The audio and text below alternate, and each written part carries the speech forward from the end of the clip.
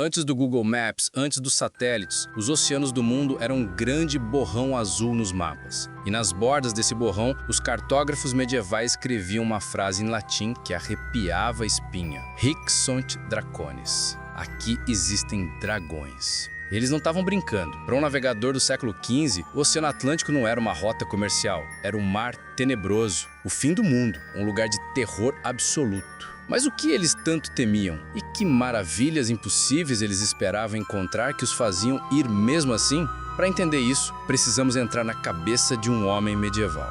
O mundo conhecido por eles era pequeno. Europa, norte da África e partes da Ásia. O conhecimento não vinha da observação científica, mas da Bíblia, de lendas gregas antigas e de relatos fantásticos de viajantes, como Marco Polo. Naquela época, não havia uma separação clara entre fato e mito. Se estava escrito em um livro antigo, era provavelmente verdade. Então, o que os impedia de ir? Primeiro, os terrores físicos. Havia a lenda da Zona Tórrida. Perto da linha do Equador, eles acreditavam que o sol era tão poderoso que era impossível vida naquela temperatura. Mas o calor não era nada perto dos monstros. Os mares eram povoados por serpentes marinhas gigantes, capazes de engolir um navio inteiro.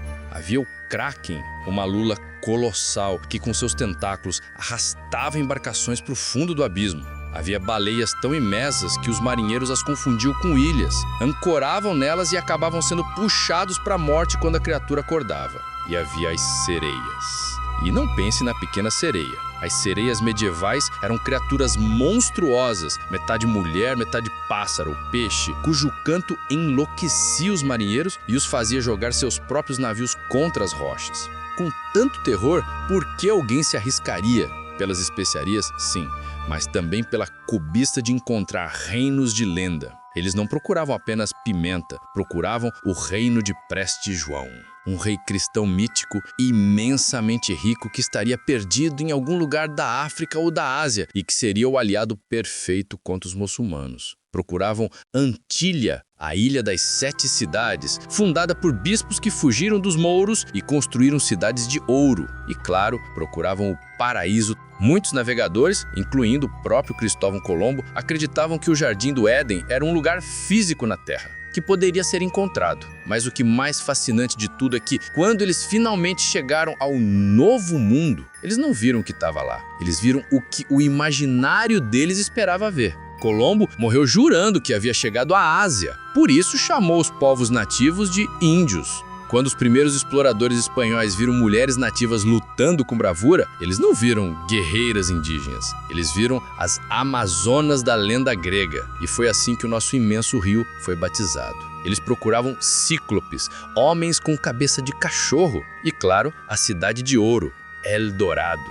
Mas então, o que matou todos esses monstros marinhos? A resposta é simples: a cartografia.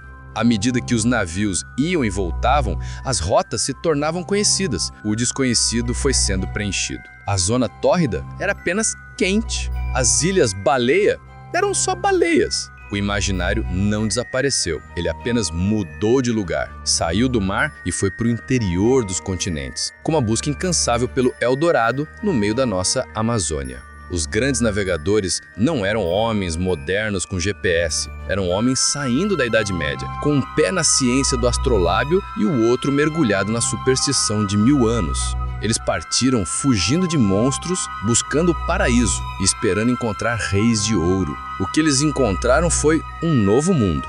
E ao encontrá-lo, sem querer, eles mataram seus dragões e deram início à Era Moderna.